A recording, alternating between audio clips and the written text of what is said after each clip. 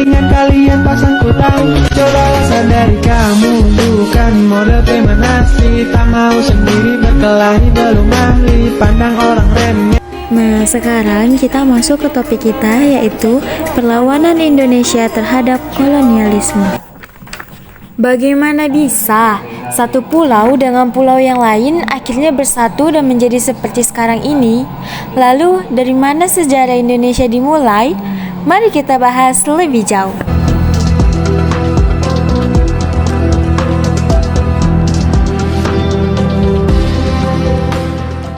Seperti negara tetangga kita Malaysia, tanda awal kehidupan modern bangsa Indonesia bisa ditelusuri sejak 40.000 tahun yang lalu. Meskipun begitu, banyak penemuan arkeologis yang membuktikan Indonesia telah berkembang jauh sebelum 40.000 tahun yang lalu. Dan nenek moyang manusia saat ini kemungkinan pernah hadir di wilayah Indonesia sejak 1,9 juta tahun yang lalu. Bagaimanapun, bukti awal yang cukup otentik dari peradaban modern kehidupan masyarakat Indonesia berawal sekitar 400 tahun sebelum Masehi dengan penemuan barang dagang dari India di wilayah Sumatera serta prasasti yang ditemukan di Jawa Barat. Ketahui pula perdagangan dengan Cina terjadi bersamaan dengan perdagangan antara Indonesia dengan India pada masa itu. Perdagangan dengan bangsa asing ini juga membawa pengaruh ajaran agama Buddha dan Hindu ke pulau-pulau tersebut, yang kemudian memberi pengaruh dalam kehidupan masyarakat yang ada di wilayah itu. Sekarang ke abad ke-7. Kerajaan Sriwijaya yang ahli dalam perdagangan muncul di Pulau Sumatera dan berkembang hingga ke semenanjung Malaya sampai ke Jawa. Meskipun kerajaan ini pernah berjaya selama beberapa abad lamanya, kerajaan Sriwijaya mengalami kemunduran setelah kerajaan Chola dari India berhasil merebut wilayah Palembang yang ada di Sumatera Selatan dan kemudian menangkap Raja Sriwijaya pada tahun 1025. Sejak saat itu, kerajaan Sriwijaya mulai runtuh dan akhirnya muncul kerajaan Hindu bernama Majapahit. Berdiri pada tahun 1295, kerajaan Majapahit terus mendominasi kehidupan masyarakat modern di Indonesia selama abad ke-13 dan 14 dan terus melanjutkan kemakmuran perdagangan yang telah dilakukan oleh kerajaan Sriwijaya sebelumnya. Tapi, seperti halnya kerajaan Sriwijaya, Majapahit juga harus runtuh. Hancurnya Majapahit berawal setelah meninggalnya Mahapati mereka, yaitu Gajah Mada di tahun 1364, lalu disusul dengan wafatnya raja mereka Hayam Wuruk pada tahun 1389. Selama periode tersebut, pengaruh agama Islam mulai muncul di kepulauan ini dan terus mengambil ahli hingga abad berikutnya. Sebagai kesultanan, kemudian muncul dan mengalami kejayaannya di pulau ini. Beberapa di antaranya bahkan melampaui kekuasaan Majapahit. Kerajaan-kerajaan Islam yang muncul terus melanjutkan perdagangan sampai akhirnya orang Eropa mulai tertarik oleh rempah-rempah yang dijual oleh mereka. Bangsa Eropa pertama yang datang ke Indonesia adalah Portugis dan Spanyol pada abad ke-16, saat Spanyol melakukan upaya untuk memperluas kekuasaan di Maluku yang dikenal sebagai Pulau Rempah-Rempah. Rupanya hal tersebut tidak berlangsung lama karena persaingannya dengan Portugal. Lalu kemudian Belanda dan Inggris. Portugis sebelumnya telah lebih dahulu menguasai wilayah semenanjung Malaya dan merebut Malaya pada tahun 1511. Dari sana mereka mengarahkan pandangan ke Maluku dan mulai mengambil alih perdagangan rempah-rempah. Meskipun sempat mengalami kesuksesan, namun dengan cepat mereka terusir dengan kedatangan Belanda pada abad ke-17. Dengan istilah kolonial, Belanda menjadi penjajahan paling berjaya di Kepulauan Indonesia. Ekspedisi pertama bangsa ini ke Nusantara terjadi pada 1595 di bawah komando Cornelis de Houtman. Selama periode ini, kongsi dagang Belanda yang bernama FOC dibentuk sebagai usaha untuk mengatur perdagangan antara Belanda dan negara-negara di sekitar Samudra India. VOC mendapatkan wilayah otonomi yang cukup signifikan oleh pemerintah Belanda yang membuat mereka mendominasi perdagangan di Hindia Timur dan tetap bersaing dengan Inggris dan Portugis. Meskipun tujuan awal VOC hanyalah berdagang, mereka mulai menguasai wilayah lain terutama seluruh Pulau Jawa dan pulau-pulau di sekitarnya. Pada abad ke-17, VOC membuat perubahan bertahap dari persekutuan dagang paling berpengaruh di lautan menjadi kolonialisme setelah berhasil membangun benteng di Batavia. Dan mereka juga terus berusaha mendapatkan wilayah yurisdiksi di seluruh kepulauan Indonesia. VOC juga kemudian berhasil merebut Malaka yang letaknya bersebelahan di Semenanjung Malaya di tahun 1641.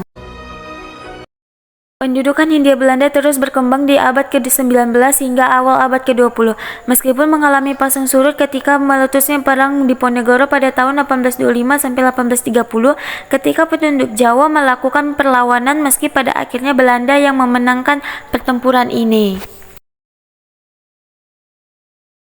Di tahun 1825, Belanda juga merebut Palembang yang merupakan bekas wilayah kekuasaan Sriwijaya. Selama periode ini, Belanda juga mulai menjajah Aceh, Lombok, Sulawesi, dan terus-menerus memperluas jajahannya di seluruh wilayah Indonesia. Di bawah kekuasaan Belanda, rakyat Indonesia mendapatkan perlakuan yang sangat tidak adil. Dengan prioritas Belanda yang lebih mengedepankan agrikultural, pada petani dipaksa menyerahkan 20% hasil pertanian mereka sebagai upaya untuk menumbuhkan ekspor hasil pertanian yang dikelola oleh Belanda, seperti misalnya lada, gula, kayu manis, teh, dan kopi.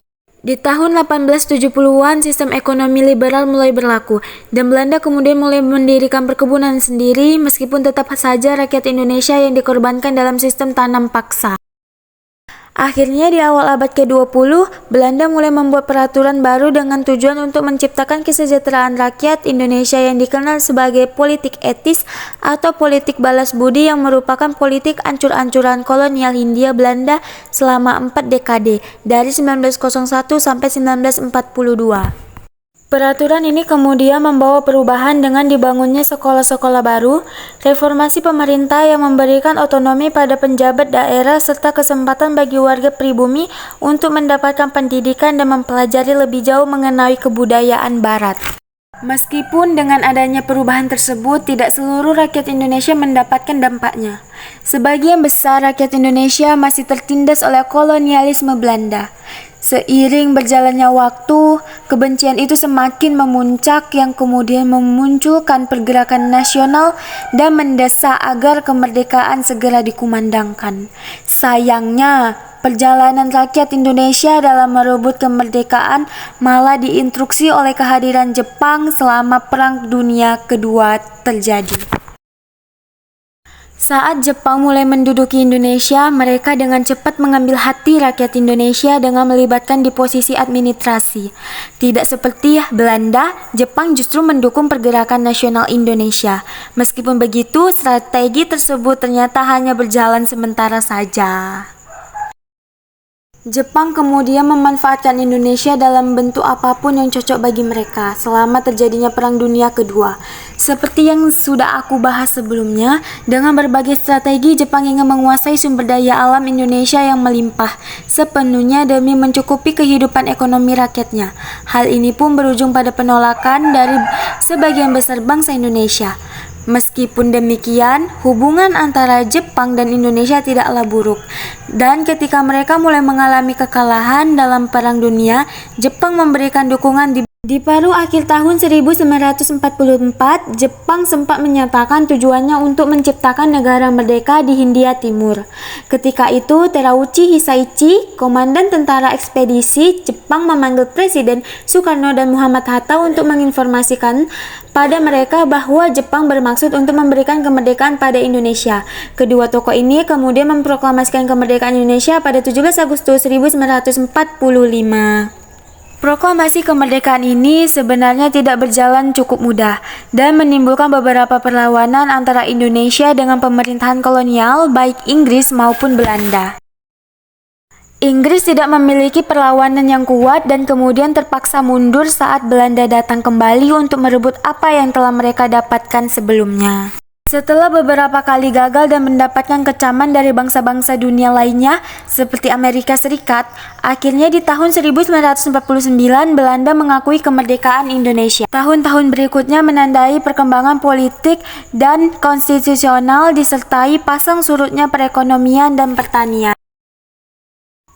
Dimulai pertama kali sebagai demokrasi parlementer yang kemudian beralih lagi menjadi apa yang disebut Presiden Soekarno sebagai demokrasi terpimpin, yaitu sebuah sistem demokrasi yang seluruh keputusan serta kepemikiran berpusat pada pimpinan negara. Kala itu Presiden Soekarno yang dimulai pada Februari 1957 sampai 1965. Setelah itu, Republik Indonesia kemudian jatuh ke tangan Soeharto pada tahun 1966 dan sebelum akhirnya kembali menjadi negara demokrasi pada tahun 1999.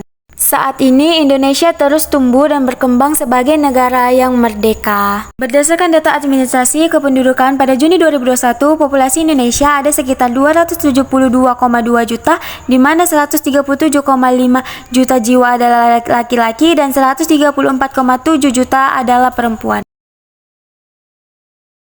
Dan saat ini Indonesia dipimpin oleh Presiden Joko Widodo sebagai presiden ke-7. Bangsa Indonesia ingin merdeka, dan walaupun tuan-tuan halangi dengan bom dan dinamit dan meriam yang berasal dari Australia, Amerika, dan Inggris, kita akan merdeka. Kita tentu merdeka. Kita pasti merdeka sebagai matahari terbit di hari besok. Janganlah tuan-tuan mencoba memikat hati kami dengan kata-kata. Sebab bangsa yang telah gandrung kemerdekaan tak dapat dipikat oleh kata-kata lagi. Kemerdekaan adalah seperti hidup dan mati. Tidak ada setengah hidup, tidak ada setengah mati. Hidup atau tidak hidup, mati atau tidak mati, hidup atau mati, mati atau hidup, merdeka atau tidak merdeka. Tidak ada tingkatan lagi di antaranya. Kami telah gandrung merdeka. Janganlah bermain dengan kata-kata. Lagi pula, Van Moog dan Van der Plas, tidakkah tuan-tuan di belakang kata tuan-tuan itu, tuan-tuan telah sediakan bom dan dinamit? Tidakkah tuan-tuan bersama Indonesia sedia mati untuk kemerdekaannya? Ditarakan tuan-tuan mengenal kejantanan amat dengan kawan-kawannya. Di balik papan tuan-tuan mengenal pemuda-pemuda Indonesia dari barisan berani mati. Ratusan ribu pemuda Indonesia telah masuk Teisentai dan Jibakutai. Sebab sekali lagi saya katakan, kami gandrung kemerdekaan. Semboyan kami ialah merdeka atau mati. Bagi kami, tidak ada tanah air sonder kemerdekaan. Tidak ada kemerdekaan sonder tanah air. Kalau tuan-tuan menyerang kami dengan pedang dan bom dan bedil dan meriam, maka kami akan melawan mati-matian, berkelahi mati-matian. Dan yakinlah, tuan-tuan tidak dapat mematahkan kami. Kami pasti dibantu Tuhan. Kami pasti akan merdeka.